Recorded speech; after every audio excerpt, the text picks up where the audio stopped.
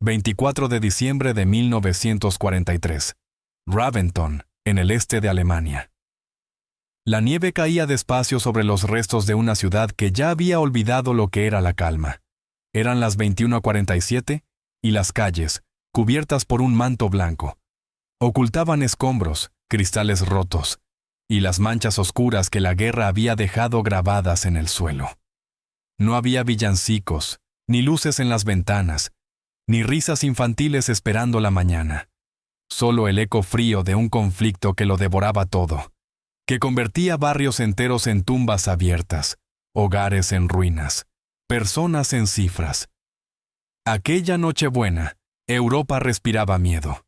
Raventon, ciudad fronteriza junto al río Neisse, era apenas la sombra de lo que alguna vez había sido. Antes de la guerra, sus calles se llenaban de familias rumbo a la iglesia, comerciantes decorando escaparates, niños dejando galletas para San Nicolás. Pero en diciembre de 1943, Raventon era otra cosa. Un lugar donde el frío no venía solo del invierno, sino del silencio, del abandono, de la certeza de que el futuro había sido arrancado de raíz. Los bombardeos aliados de octubre habían destruido el barrio oriental. 132 edificios reducidos a polvo, 47 civiles muertos, más de 200 desaparecidos. Nadie preguntaba a dónde habían ido, nadie se atrevía a hacerlo. En Raventon, como en toda Europa ocupada, hacer preguntas era peligroso. Y sin embargo, esa noche, un hombre caminaba solo por una calle devastada. Se llamaba Thomas Hale. Tenía 36 años, medía 1,82 m, y sus manos grandes y ásperas delataban una vida de trabajo duro. Su rostro anguloso, marcado por arrugas prematuras alrededor de los ojos, hablaba de cansancio más que de edad. Había nacido en Stuttgart en 1907, hijo de un mecánico ferroviario y de una costurera, y desde los 7 años había aprendido el oficio de su padre. A los 14 ya desmontaba motores completos. A los 18 trabajaba en una fábrica de automóviles. A los 23 tenía su propio taller. Pero en 1939 todo cambió. Alemania invadió Polonia y la guerra lo arrastró con ella. Thomas no fue enviado al frente como infantería, sino reclutado como mecánico militar, destinado a mantener camiones y vehículos operativos, a asegurarse de que la maquinaria del conflicto siguiera avanzando. Era un trabajo técnico, sin gloria ni medallas, sin héroes ni discursos. No disparaba, no combatía, solo reparaba lo que otros destruían. Para diciembre de 1943, llevaba 4 años en el ejército. Había visto ciudades arder, columnas de refugiados avanzar bajo la lluvia, trenes cargados de prisioneros perderse hacia el este.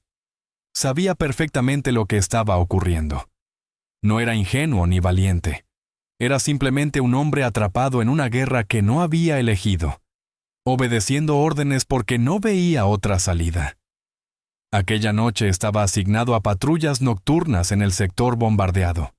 Su tarea era sencilla y miserable: revisar edificios abandonados, comprobar estructuras inestables, asegurarse de que nadie violara el toque de queda.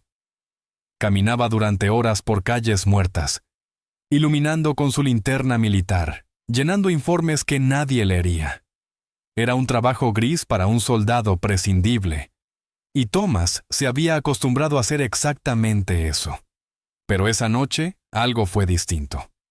A las 22:14, al girar por la calle Brückenstraße, una vía secundaria que antes conectaba el mercado con el puente del río, percibió algo fuera de lugar.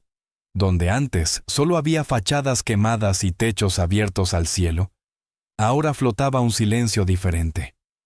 La nieve caía sin ruido. El aire olía a ceniza húmeda y madera podrida.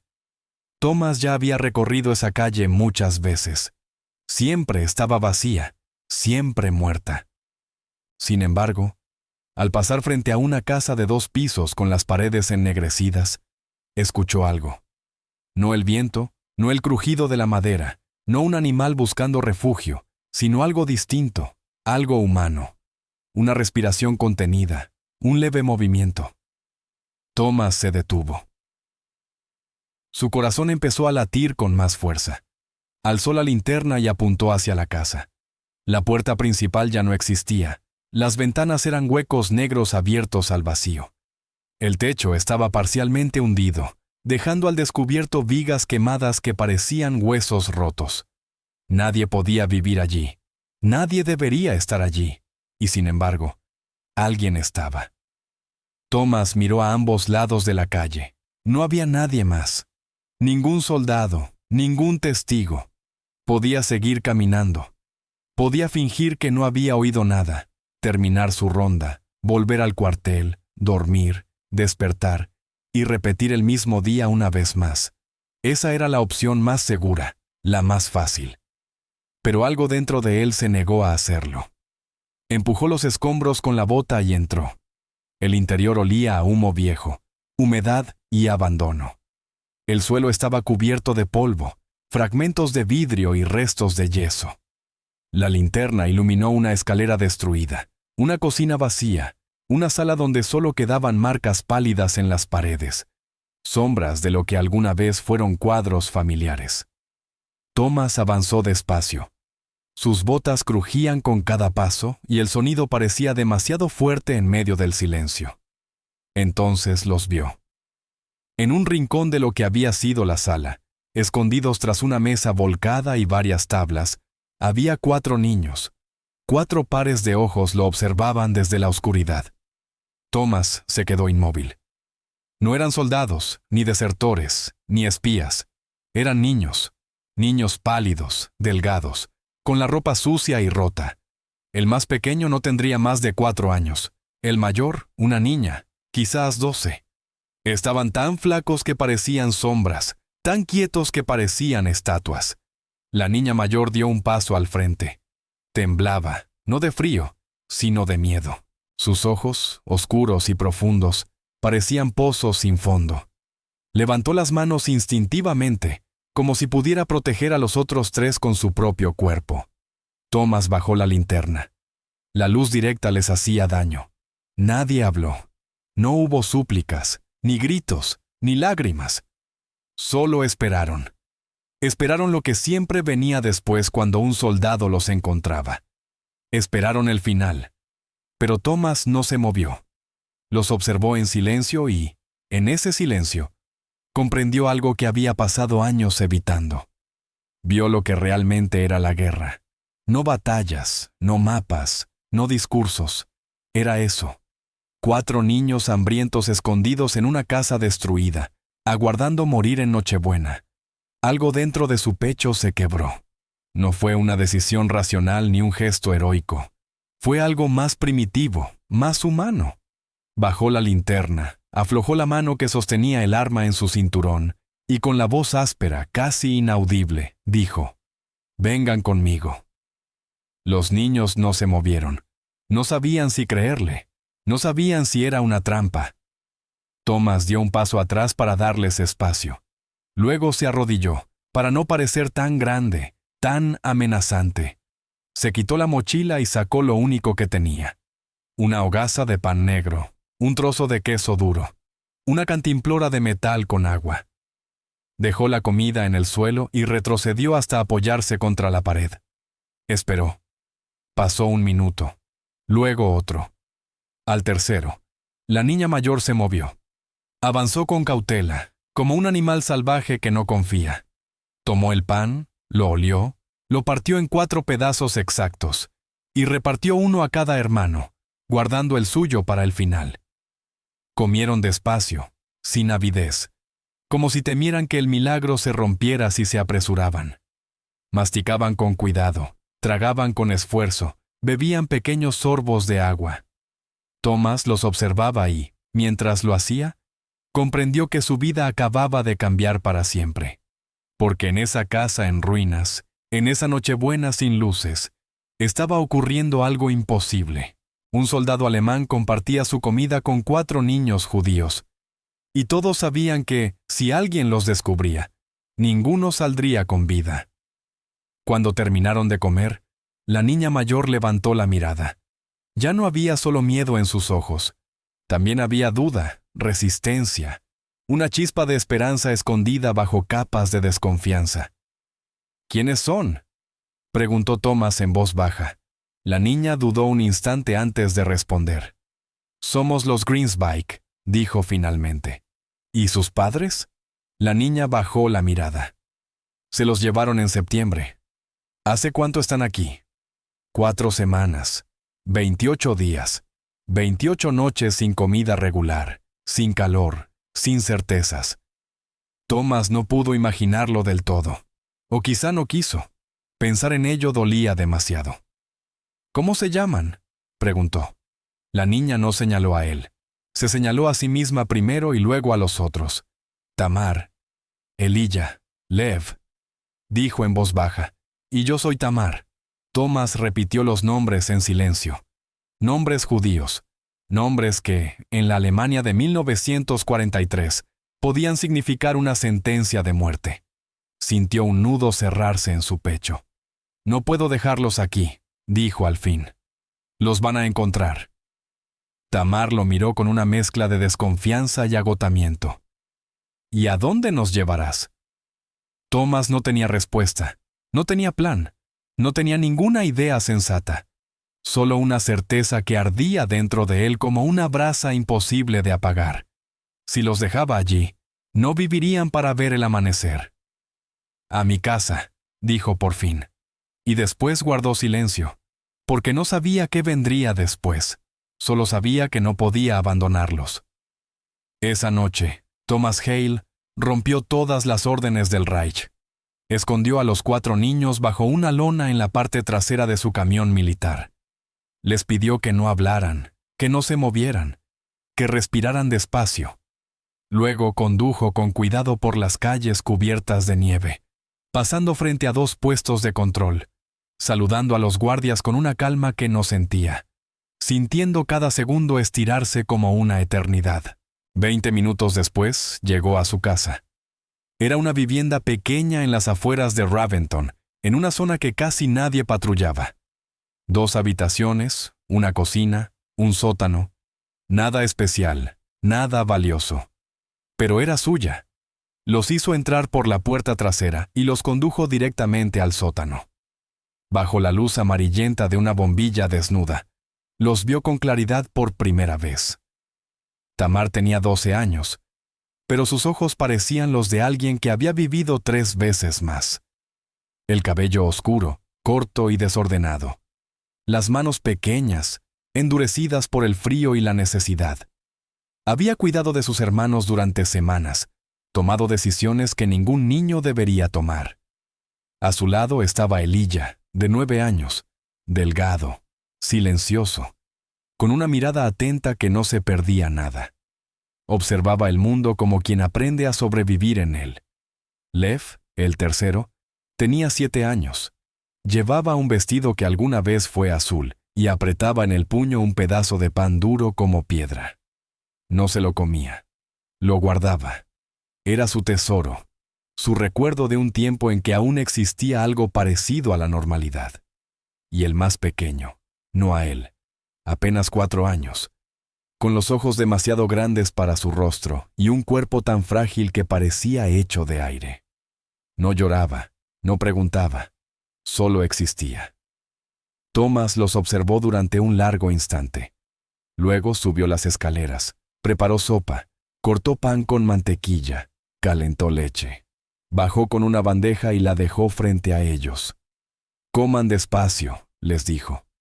Si comen rápido, les va a hacer daño. Obedecieron. Masticaron con cuidado. Bebieron a pequeños sorbos. Cuando terminaron, Tamar levantó la vista y dijo en voz baja: «Gracias». Era la primera vez en 4 semanas que alguien les mostraba bondad. Esa noche, Thomas les dio mantas, improvisó camas con colchones viejos, y por primera vez en meses, los 4 niños durmieron sin miedo. Él, en cambio, no durmió. Se sentó en los escalones del sótano con la cabeza entre las manos, pensando en lo que acababa de hacer. Había salvado 4 vidas. Y al mismo tiempo había puesto la suya en peligro. Si alguien lo descubría, No habría juicio ni perdón, solo una bala y el silencio. Pero cuando miró hacia el sótano y vio a los niños dormidos, supo que no podía arrepentirse. Aquella noche de Nochebuena, Thomas Hale dejó de ser solo un soldado. Se convirtió en otra cosa, un protector, un padre improvisado, un rebelde silencioso. Y esa fue apenas la primera noche. Lo que vino después sería mucho más difícil. Ese gesto sencillo ayuda al canal a crecer y a seguir contando historias que merecen ser recordadas. Cuéntame en los comentarios desde qué ciudad y país me estás viendo. Quiero saber desde dónde acompañas a quienes la historia intentó borrar. Para comprender lo que estaba ocurriendo aquella noche, es necesario mirar el contexto completo. En diciembre de 1943, Europa llevaba 4 años sumida en la guerra. El continente entero era un campo de batalla que se extendía desde las costas de Normandía hasta las llanuras heladas del este. Más de 30 millones de personas habían muerto. Ciudades enteras habían sido borradas del mapa. Familias completas habían desaparecido sin dejar rastro. El Tercer Reich, bajo el mando de Adolf Hitler, dominaba gran parte de Europa occidental y central. Alemania, Austria, Polonia, Francia, Bélgica, Holanda, Noruega, Dinamarca. Todos estaban bajo ocupación nazi. En el este, el ejército alemán combatía contra las fuerzas soviéticas en una guerra brutal que devoraba miles de vidas cada día. En el oeste, los aliados preparaban una ofensiva que aún parecía lejana. Pero mientras los ejércitos chocaban en los frentes, otra guerra se libraba en silencio. Una guerra contra civiles indefensos, contra ancianos, mujeres y niños. Una guerra contra los judíos. La llamada solución final, el plan sistemático de exterminio diseñado por el régimen nazi, estaba en plena ejecución. Desde 1942, trenes de deportación partían cada noche desde ciudades ocupadas hacia los campos de la muerte. Auschwitz, Treblinka, Sobibor, Belzec. Sus nombres se pronunciaban en voz baja, como si decirlos en voz alta pudiera invocar el horror. 6 millones de judíos serían asesinados antes del final de la guerra. 6 millones de vidas reducidas a cenizas, a números, al silencio. Para diciembre de 1943, más de 4 millones ya habían sido exterminados. Las comunidades judías de Polonia habían sido prácticamente borradas, las de Francia, Holanda y Bélgica, devastadas. Los guetos estaban vacíos, los trenes seguían partiendo, los hornos no se apagaban. Raventon, la ciudad fronteriza junto al río Neisse, no era la excepción. Antes de la guerra, allí vivían cerca de 100 judíos. Tenían sinagogas, escuelas, talleres, pequeños comercios. Eran sastres, médicos, maestros, comerciantes. Eran parte viva de la ciudad. Pero en 1943, casi no quedaba ninguno. Las primeras deportaciones habían comenzado en 1941. Las familias fueron obligadas a registrarse, a coser la estrella amarilla en la ropa, a mudarse a zonas designadas. Luego vinieron las redadas. En la madrugada del 15 de febrero de 1942, más de 300 personas fueron sacadas de sus casas, subidas a camiones y llevadas a la estación. Desde allí partieron hacia el este. Nadie regresó. Las deportaciones continuaron durante todo 1942 y 1943. Cada mes, más trenes, más nombres borrados, más ausencias. Para el verano de 1943, los vecinos de Raventon ya no preguntaban qué había sido de las familias judías. Ya no preguntaban por qué las casas quedaban vacías. Ya no preguntaban por qué los niños dejaban de ir a la escuela. El miedo había enseñado a todos a callar. En septiembre de ese año, los padres de Tamar, Elilla, Lev y el pequeño Noael fueron arrestados durante una redada nocturna. La familia vivía en un modesto apartamento de la calle Reichenbacher, en el centro de la ciudad. El padre, Samuel Greensbyke, era sastre. La madre, Rivka, trabajaba como costurera desde casa. Eran personas sencillas, trabajadoras, que solo querían criar a sus hijos en paz. pero la paz ya no existía. Aquella noche, agentes de la Gestapo golpearon la puerta. No gritaron, no rompieron nada. Solo dijeron una frase, dicha con frialdad mecánica. «Tienen 10 minutos para empacar». Samuel y Rivka sabían exactamente lo que significaba aquel golpe en la puerta. Sabían que no habría regreso. Por eso, en esos 10 minutos que les dieron, no empacaron ropa ni comida. No intentaron huir. Hicieron lo único que aún podían hacer por sus hijos. Los escondieron. Los llevaron al armario del fondo, les pidieron que no hicieran ruido y que obedecieran a su hermana mayor. Luego se fueron con los soldados, sabiendo que jamás volverían. Antes de cerrar la puerta, Rivka se inclinó y habló en susurros. «Esperen 3 días», les dijo. «Si no regresamos, salgan por la ventana trasera. Vayan a la casa de la calle Bruckenstrasse, la que está destruida. Nadie entra ahí. Escóndanse. No confíen en nadie. Sobrevivan». Y eso fue exactamente lo que hicieron. Durante 3 días, los niños permanecieron encerrados en el armario. Comieron las galletas que su madre había escondido. Bebieron agua de una jarra casi vacía. No hablaron, no lloraron, no se movieron. Esperaron un milagro que nunca llegó. Al tercer día, Noel entendió que ya no vendría nadie. Abrió la ventana trasera, sacó a sus hermanos y caminó con ellos por callejones oscuros, hasta la casa bombardeada.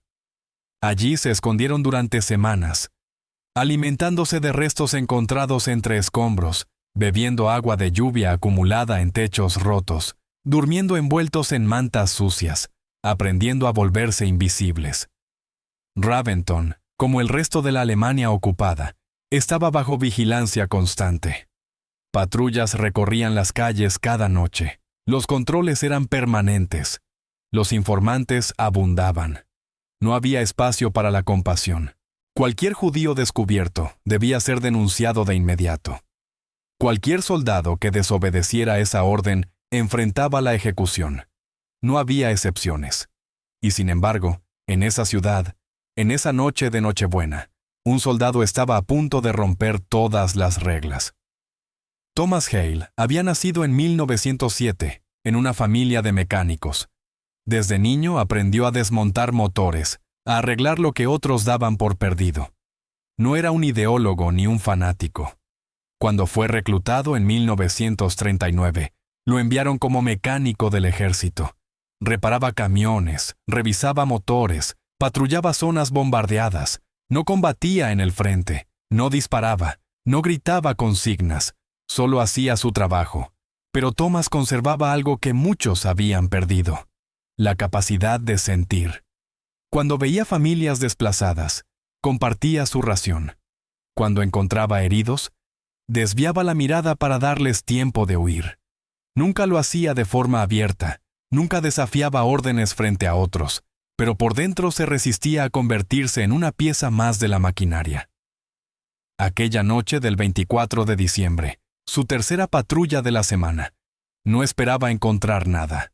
La ciudad estaba muerta. La nieve caía sin prisa. Ya había revisado varios edificios vacíos. Pero al entrar en aquella casa sin techo, todo cambió. Los niños lo miraron sin decir una palabra. No lloraron, no suplicaron, solo esperaron. La mayor se llamaba Noel. Tenía 12 años, el rostro tenso, los ojos demasiado adultos para su edad. Llevaba semanas cuidando de sus hermanos, decidiendo cuándo comer, cuándo esconderse, cuándo guardar silencio. Su infancia había terminado la noche en que vio a sus padres ser llevados por la fuerza. El segundo era Elijah, de 9 años. Delgado, atento, siempre observando. Había aprendido a leer el peligro en los sonidos, en los pasos, en el silencio. Su mente funcionaba como un mapa constante de supervivencia. La más pequeña, Tamar, tenía 7 años. Aún hablaba con sus padres ausentes, susurrando palabras en yidis antes de dormir. Guardaba en el bolsillo de su vestido un trozo de pan duro como una piedra. No lo comía. Lo conservaba como un tesoro, como una prueba de que alguna vez hubo seguridad. Y allí estaban, los 4, esperando que aquel soldado hiciera lo mismo que todos los demás. Pero Thomas no lo hizo. No lo comía. Solo lo tocaba cuando tenía miedo. Era su manera de recordar que alguna vez había tenido una casa, una mesa, una familia. El más pequeño era Lev, de apenas 4 años. Su nombre significaba corazón. Y eso era exactamente lo que parecía. Un corazón frágil latiendo dentro de un cuerpo demasiado débil. No entendía la guerra. No entendía por qué debían esconderse. Solo sabía que su hermana mayor le decía que guardara silencio.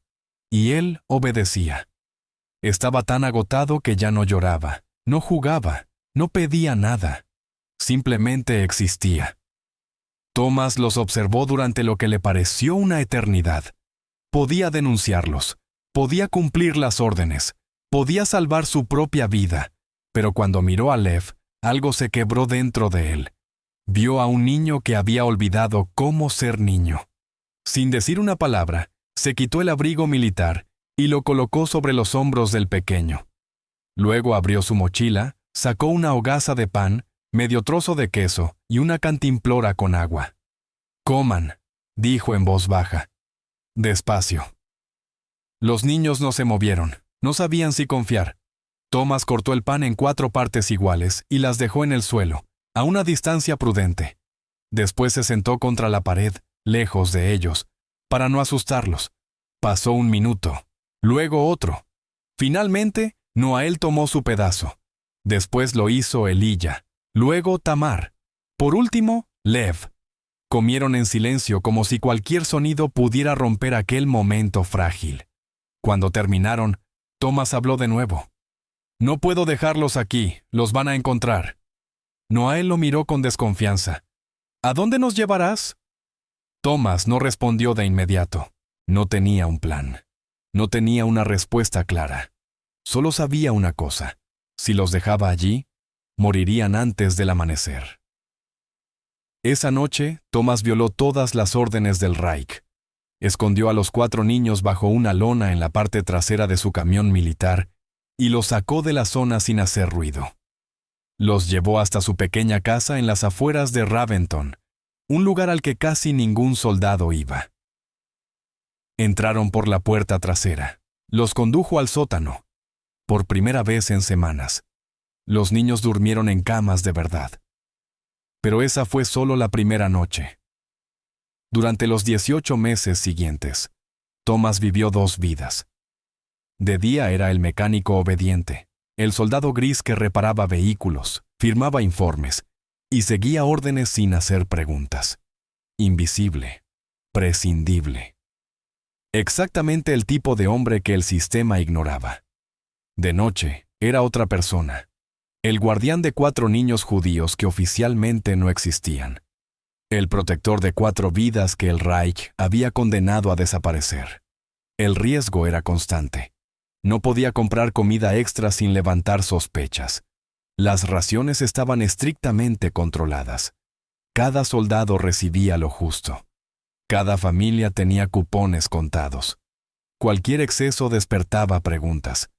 Y las preguntas llevaban a investigaciones. Y las investigaciones a la muerte. Así que Thomas aprendió a sobrevivir entre sombras. Comía menos para que ellos comieran más. Intercambiaba cigarrillos por pan, arreglaba relojes y bicicletas a cambio de papas o un poco de harina. A veces robaba pequeñas cantidades de los almacenes militares, lo justo para no ser notado. Cazaba cuando podía, pescaba en el río, cultivaba lo poco que la tierra permitía en el patio trasero. Cada comida era un acto de equilibrio entre la vida y la muerte. Los niños lo entendían. Nunca se quejaban, nunca pedían más. Noael dividía cada ración con precisión, asegurándose de que todos recibieran lo mismo. Tamar aprendió a cocinar en silencio, sin hacer ruido, sin encender luces visibles desde la calle. Lev aprendió que vivir significaba no hacerse notar, no llorar, no moverse cuando había pasos afuera.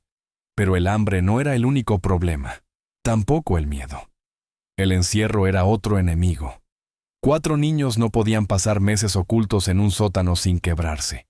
Necesitaban aire, luz, movimiento. Y Thomas lo sabía. Sabía que, tarde o temprano, tendría que tomar una decisión aún más peligrosa. Así que Albrecht impuso reglas estrictas. Durante el día, mientras hubiera luz natural, los niños podían subir a la sala, estirarse un poco, caminar despacio, hablar en susurros. Pero si escuchaban pasos en la calle, voces en alemán o el ruido inconfundible de un camión militar, debían correr de inmediato al sótano. Allí, sin dudar, tenían que meterse en el armario falso y quedarse completamente inmóviles hasta que él regresara. Aquel armario era una obra de ingenio desesperado. Albrecht había levantado una pared falsa al fondo del sótano, detrás de un estante cubierto de herramientas, latas de aceite y piezas oxidadas. Parecía una pared común, sólida, pero ocultaba una puerta estrecha que se abría hacia adentro. Detrás había un espacio angosto, oscuro, apenas lo suficientemente grande para que 4 niños se sentaran encogidos, con las rodillas contra el pecho. Allí, rodeados por la oscuridad absoluta, con la mano de Noael cubriendo la boca de Lev para que no hiciera ruido, aprendieron a desaparecer. Albrecht los entrenaba. Golpeaba la puerta con fuerza y gritaba: «¡Gestapo! ¡Abran!». Los niños tenían 30 segundos para correr, esconderse y cerrar el panel. 30 segundos exactos. Ni uno más. Porque eso era todo el tiempo que tendrían si algún día aquello dejaba de ser un ensayo. Al principio tardaban 45 segundos, luego 40, después 35. Tras 2 meses de práctica, lo lograban en 25. Esos segundos les salvarían la vida más de una vez. Pero esconderse no bastaba. Albrecht lo sabía. Tarde o temprano alguien sospecharía, alguien haría preguntas, y cuando eso ocurriera, la mentira tendría que ser perfecta. Así que comenzó a preparar el siguiente paso. Durante semanas robó formularios en blanco de oficinas militares, certificados de evacuación, documentos administrativos. Aprendió a imitar sellos oficiales con goma, tinta y paciencia. Falsificó firmas, fechas, registros.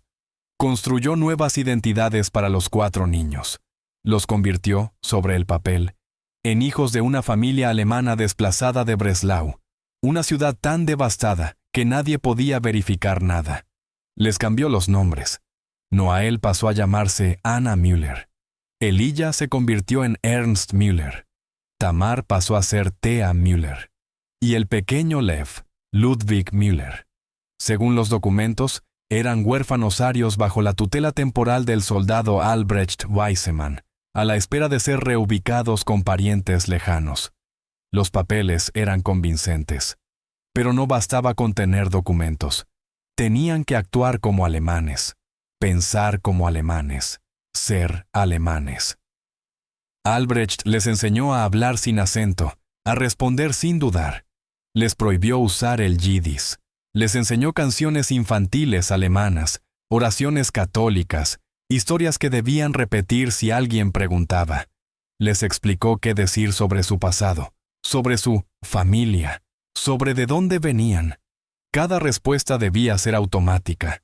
Cualquier vacilación podía costarles la vida. Noael era la mejor en eso. Con solo 12 años, hablaba como una adulta. Podía mirar a un oficial a los ojos y decir, con voz firme: «Mi padre murió en Breslau. Mi madre también. Ahora vivimos con el señor Weissemann».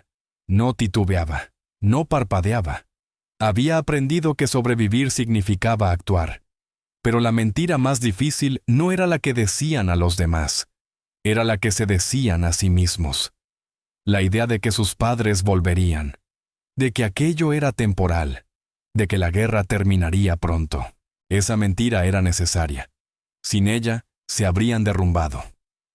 Los meses pasaron.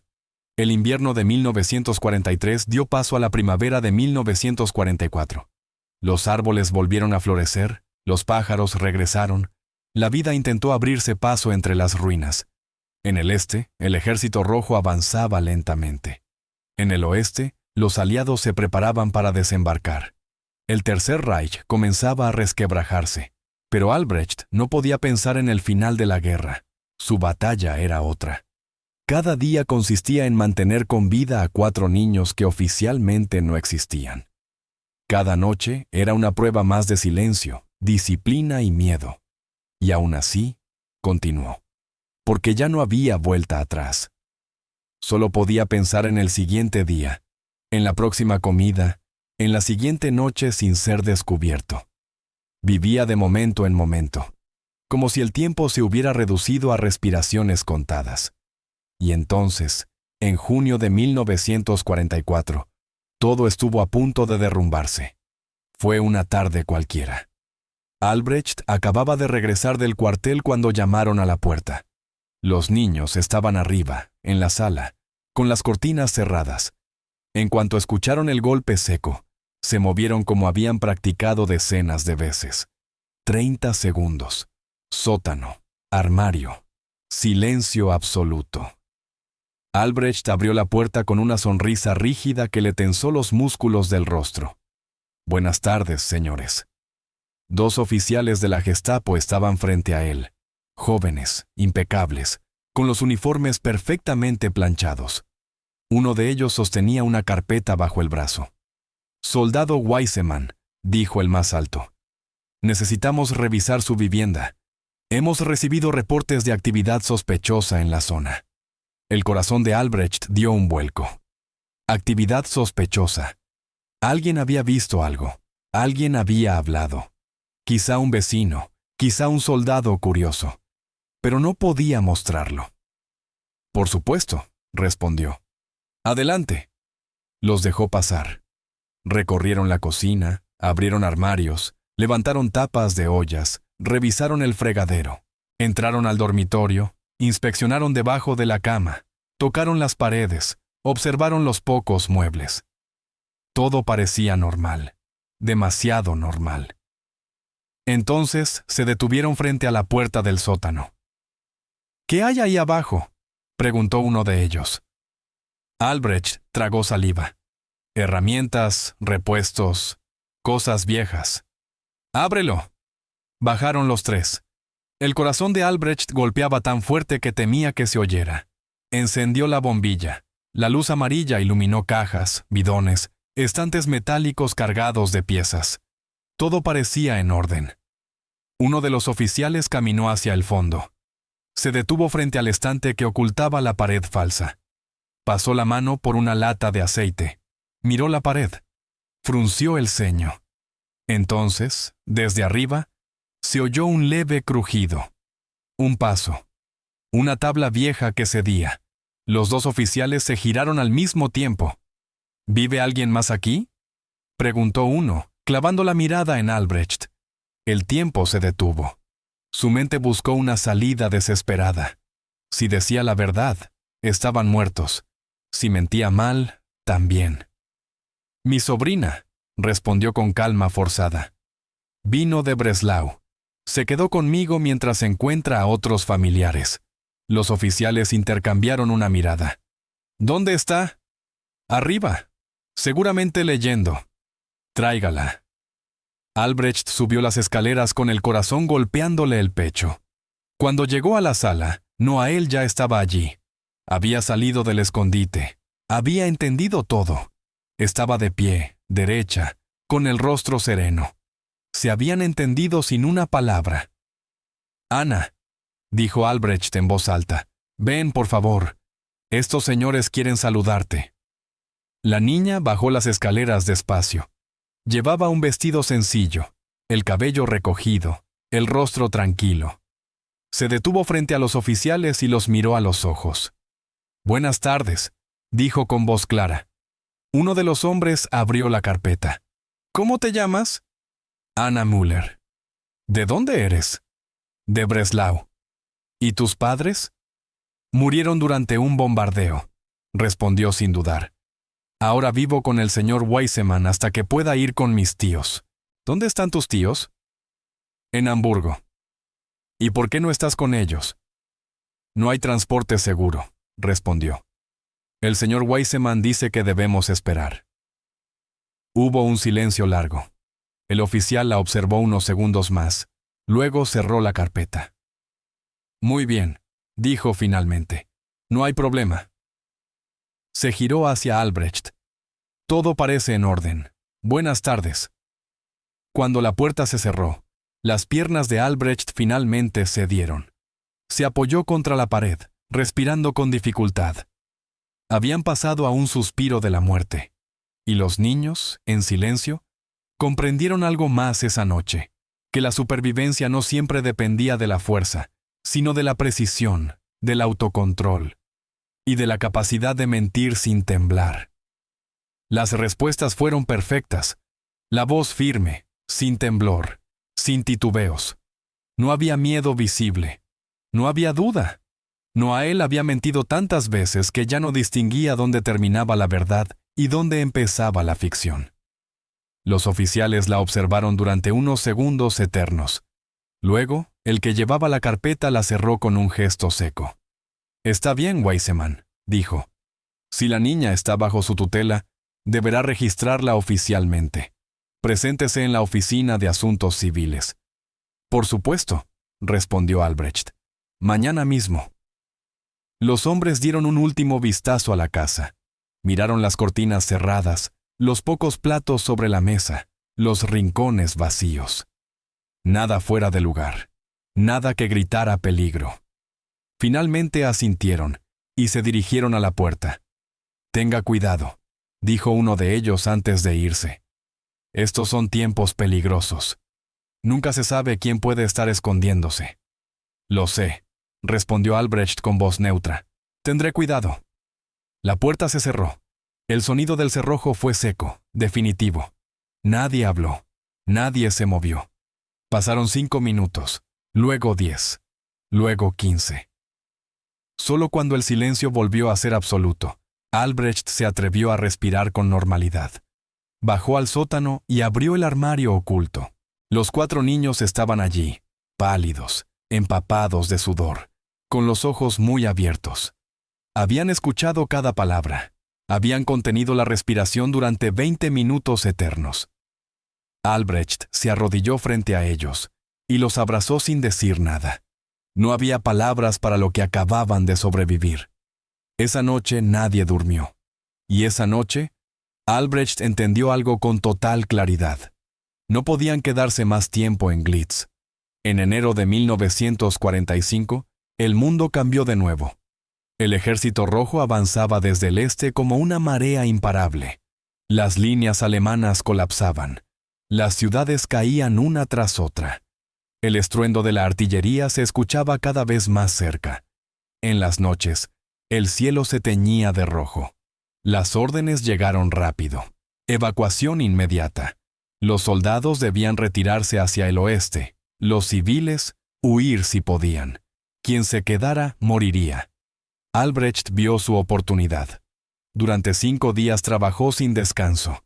Falsificó documentos de evacuación para los 4 niños. Los registró como civiles desplazados bajo su custodia.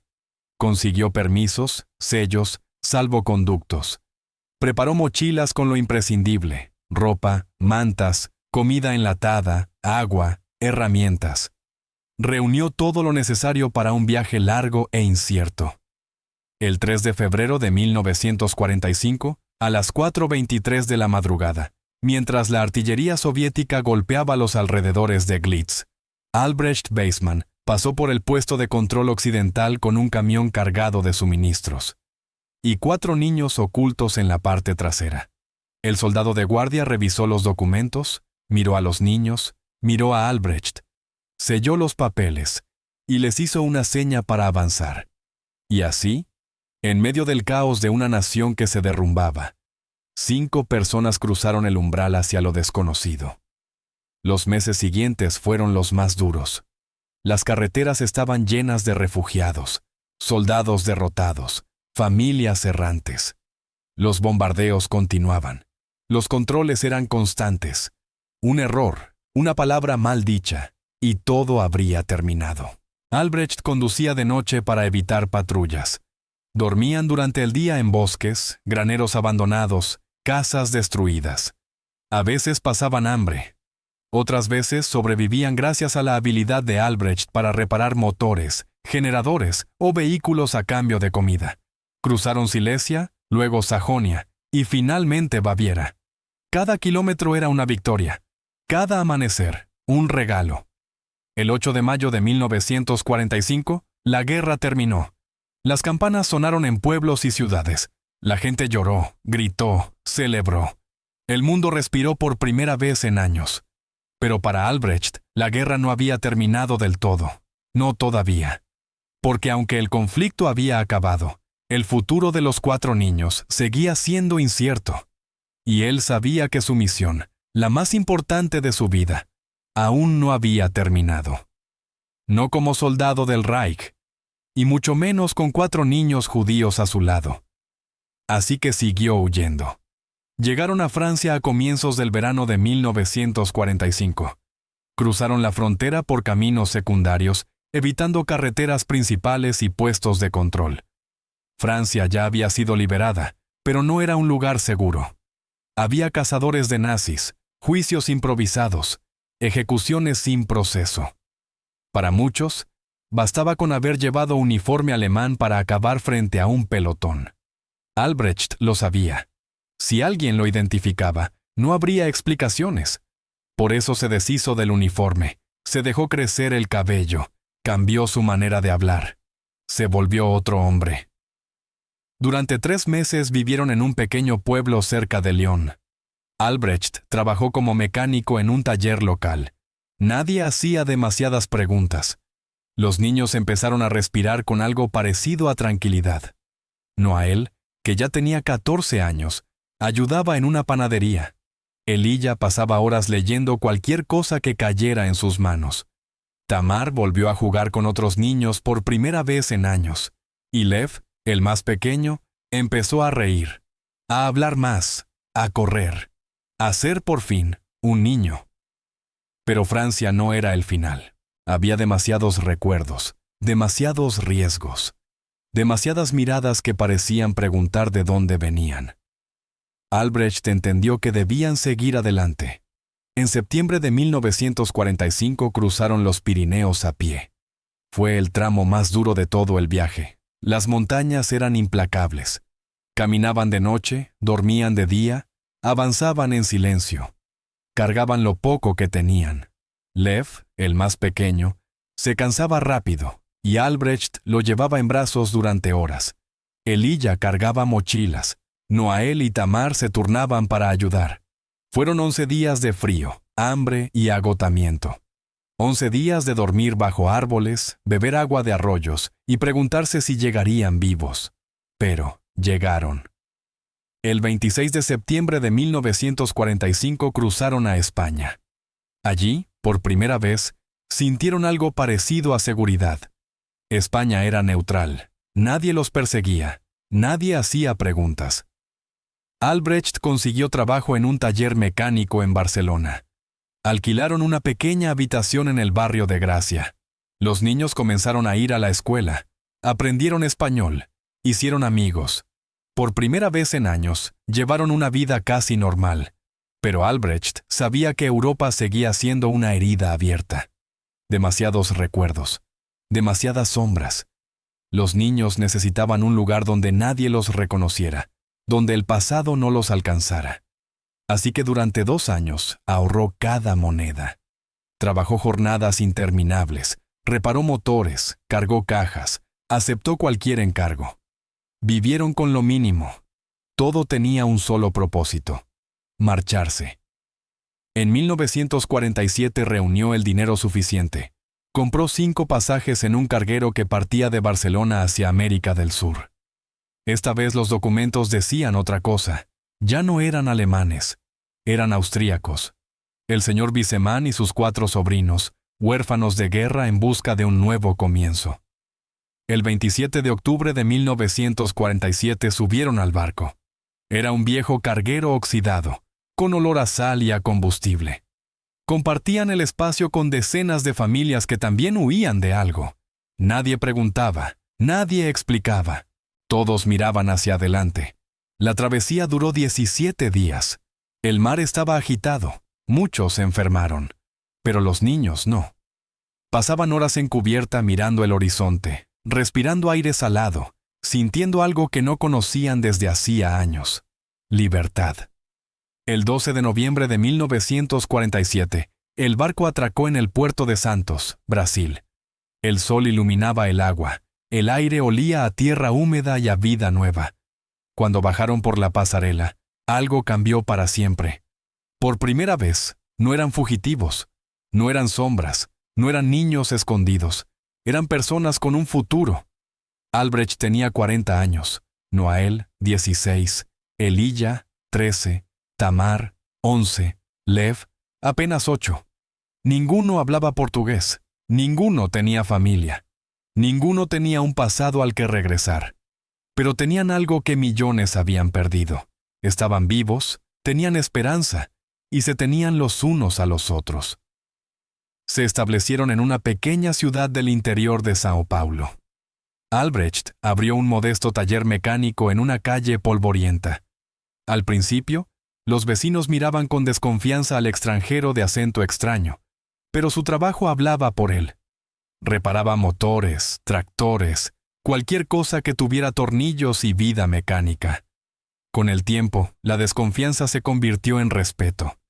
En 1950 conoció a Elena Duarte Alvarenga, una mujer serena, de mirada firme, que trabajaba en una panadería del barrio. Nunca le preguntó por su pasado. Nunca pidió explicaciones. Aceptó a los niños tal como eran. Se casaron en 1951. Un año después nació su hijo, Matías. 2 años más tarde llegó Clara. Albrecht siempre decía que tenía 6 hijos. Y lo decía sin distinguir entre los que había traído al mundo y los que el destino había puesto en sus brazos. Noael se casó en 1954 con un comerciante local. Tuvo 3 hijos. Jamás olvidó aquella noche de diciembre. Elijah estudió ingeniería en Sao Paulo y terminó convirtiéndose en profesor universitario. Escribió sobre ética, memoria y responsabilidad. Tamar se hizo enfermera. Dedicó su vida a cuidar a otros. Conservó durante décadas el pequeño trozo de pan seco que había guardado siendo niña. Lev, el más pequeño, el que casi había olvidado cómo llorar, se convirtió en carpintero. Construyó casas, muebles, familias. Tuvo 5 hijos. Cuando le preguntaban por su infancia, respondía siempre lo mismo: mi padre me salvó la vida. Albrecht Weissemann murió el 18 de marzo de 1995, a los 88 años, en su casa del interior de Brasil. Estaba rodeado de sus 6 hijos, 18 nietos y 4 bisnietos. No hubo honores oficiales, ni discursos, ni banderas. Pero en su funeral, 4 ancianos lloraron como niños. Recordaban la noche oscura, el susurro en la casa destruida, el abrigo militar sobre los hombros temblorosos, el pan compartido en silencio. Recordaban las palabras que lo cambiaron todo: vengan conmigo. Durante décadas, la historia de Albrecht permaneció oculta. Nunca buscó reconocimiento, nunca habló de lo que había hecho. Para él no fue heroísmo, fue simplemente hacer lo correcto. Pero en 1998, 3 años después de su muerte, Elia Grimsik publicó un libro titulado El soldado silencioso. En él narró la historia completa: los documentos falsos, las noches en el sótano, la huida por Europa, la vida reconstruida en Brasil. El libro llegó a manos del Memorial Yad Vashem, en Jerusalén. Se investigó, se verificó, se confirmaron los hechos. En 2001, Albrecht Weissemann fue reconocido oficialmente como justo entre las naciones, el más alto honor otorgado a quienes arriesgaron su vida para salvar judíos durante el Holocausto. Su nombre fue grabado en el Muro del Honor. Un árbol fue plantado en su memoria. Sus hijos viajaron a Israel para la ceremonia. Noael, ya con 70 años, dijo ante las cámaras: mi padre no nos salvó porque fuera valiente. Nos salvó porque no pudo mirar hacia otro lado. Esa noche no vio judíos, ni soldados, ni enemigos. Vio niños. Y decidió que eso era suficiente.